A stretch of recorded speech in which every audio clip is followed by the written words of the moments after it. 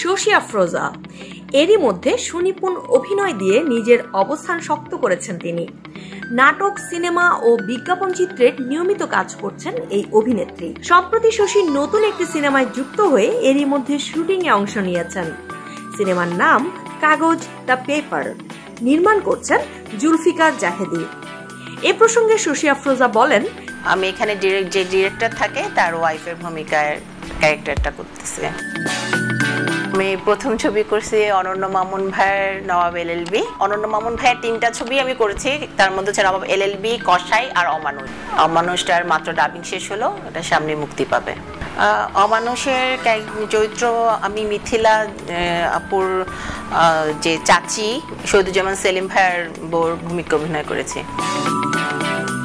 আমার কোয়ার্টি ছিল মিথিলা আপু, তারপর শহীদুজ্জামান সেলিম ভাই, ওনারাই ছিল, নীরব ভাইয়া।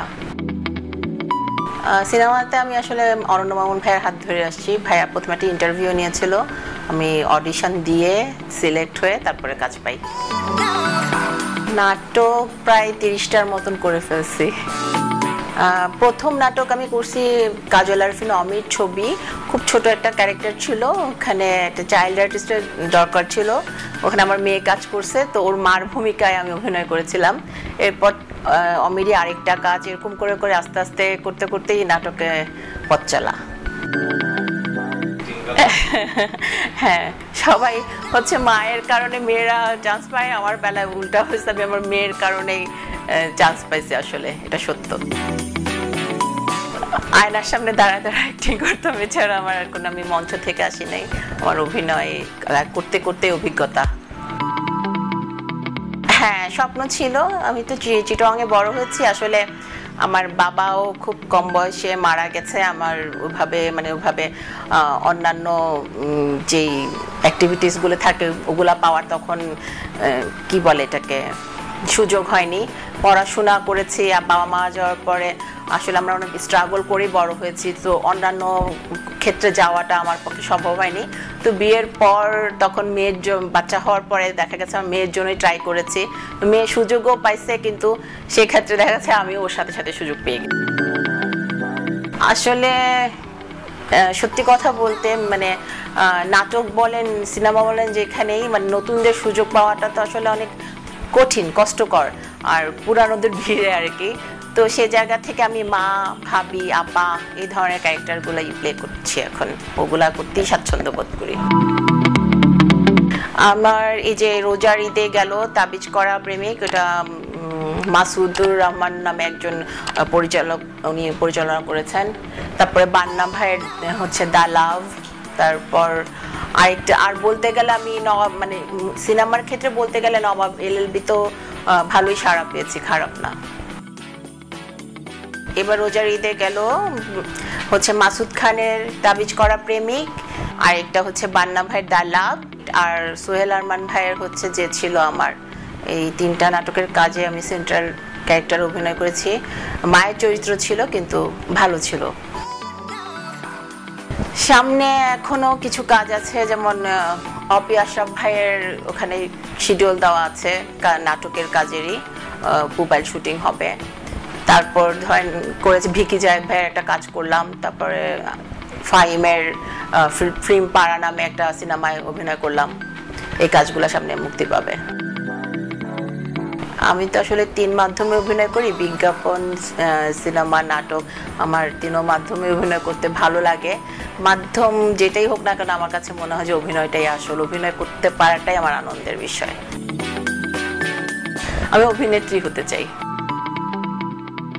ভবিষ্যৎ পরিকল্পনা অভিনয় করে যাব, এই দুটুকুই, যাতে একদম মৃত্যুর আগ পর্যন্ত অভিনয় করে যেতে পারি, এইটুকুই আশা।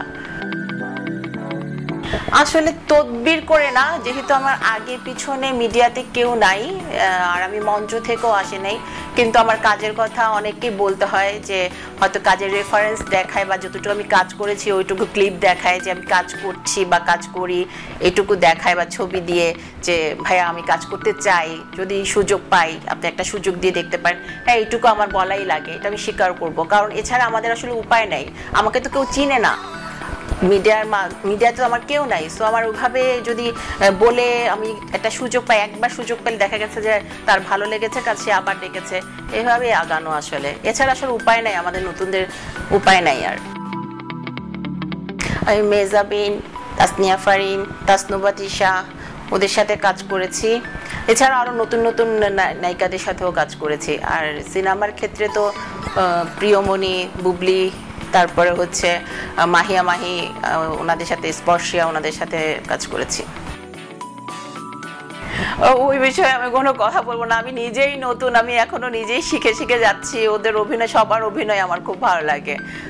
ওইটাতে আসলে কার অভিনয় খুব বেশি ভালো বা খুব বেশি, ওগুলো আসলে মানে আমি বিশ্লেষণ করতে পারবো না। আমি নিজেই এখনো নতুন, নিজেই শিখছি, ওদেরটা কি বলবো, ওরা সবাই ভালো করে। আসলে রেমুনারেশনের ব্যাপারটা নিয়ে আমি কিছু বলতে চাই না, এখন যেহেতু আমি নতুন, তো যে যা দেয় আমরা সেভাবে অ্যাকসেপ্ট করে নেই, বা হয়তো মাঝে মাঝে বলি যে একটু বাড়াই দিন বা এরকম। তো ওরকম আসলে টাকা পয়সা নিয়ে পারিশ্রমিক কাজ করি, সেই ব্যাপারে সেই জন্য সম্মানীটা দরকার হয়তো, কিন্তু রেমুনারেশন নিয়ে আমি খুব বেশি একটা ঝামেলা করি না বা করতেও চাই না। আমার অভিনয়টাই হচ্ছে আসল। আমার মনে হয় যে আমি একটা চরিত্র পাইছি, এটাই আমার জন্য অনেক বড় ব্যাপার, বিশাল ব্যাপার। ওটা আমি কীভাবে ফুটায় তুলবো বা কীভাবে করতে পারবো, ওটাই নিয়ে আমি সারাক্ষণ চিন্তা করি। টাকা পয়সার ব্যাপারটা আমি তেমন একটা মাথায় রাখিও না। যে যা দেয়, সম্মানীটা যতটুকু দেয়, আমি অতটুকুতেই মানে সন্তুষ্ট। না না না, আমি যেখানে যা আসলে সবাই আমাকে খুব ভালোবাসে, কেন জানি আমি খুব ব্লেসড। আসলে আমি বলবো যে আমি নতুন কাজ করতে গেল, মানে দেখা যায় ইউনিটের একজন প্রোডাকশন বয় হতে শুরু করে ডিরেক্টর বলেন, অ্যাসিস্ট্যান্ট ডিরেক্টর বলেন, বা যারা সহকর্মী থাকে, কো আর্টিস্ট থাকে, সবাই আমাকে কেন জানি খুব ভালোবাসে। আমি সবার ভালোবাসাই পাইতে চাই, ওইটাই আমার জন্য অনেক বড় বিষয়। মজার অভিজ্ঞতা তো আছে, যেমন আমরা কসাই সিনেমা করতে গেছি, যখন আউটডোরে গেছি, সারা রাত জেগে শুটিং করছি, অনেক ভালো লাগছে, মানে সবাই ছিল, গল্প করছি। তো এই ধরনের অনেক অভিজ্ঞতা আছে। যেমন বা কাজ করতে গেলে দেখা যায় আমরা যখন একসাথে মেকআপ রুমে বসি, তখন গল্প করি, অনেক বিষয় নিয়ে আলোচনা করি, এগুলোও তো অনেক মজার। একেবারে উদাহরণ ঘটনা না থাকলেও দেখা যায় এই আড্ডাগুলো আমাদের কাছে অনেক মজা লাগে, ভালো লাগে। দর্শকদের উদ্দেশ্যে বলতে চাই, আমরা নতুন কি বলবো, আমাদেরকে এখনো হয়তো দর্শকরা ওইভাবে চিনে না। হয়তো আস্তে আস্তে আরো সামনে কাজ করতে করতে করতে করতে হয়তো দর্শকদের ভালোবাসাটা ওইভাবে পাবো। দর্শকদের ভালোবাসা পাইতে চাই। দর্শকদের ভালোবাসা না পেলে কোনো অভিনেতা অভিনেত্রীদের আসলে মানে অভিনয় জগৎটাই আসলে সম্পূর্ণ হয় না। দর্শকদের ভালোবাসাটাই অনেক বেশি। সো সবাই কাজ দেখবেন, ভালো কাজের সাথে থাকবেন, এইটুকুই দোয়া করবেন। শশীর মিডিয়া শুরুটা 2016 সালে নাট্য নির্মাতা কাজল আরেফিন অমির ছবি নাটকে অভিনয়ের মাধ্যমে। এরপর ধীরে ধীরে এগিয়েছেন তিনি। তবে আগের চেয়ে কাজে ব্যস্ত হলেও বেছে বেছে কাজ করছেন শশী আফরোজা। মিডিয়া ভুবন টিভির এক সাক্ষাৎকারে শশী আফরোজা কথা বলেন।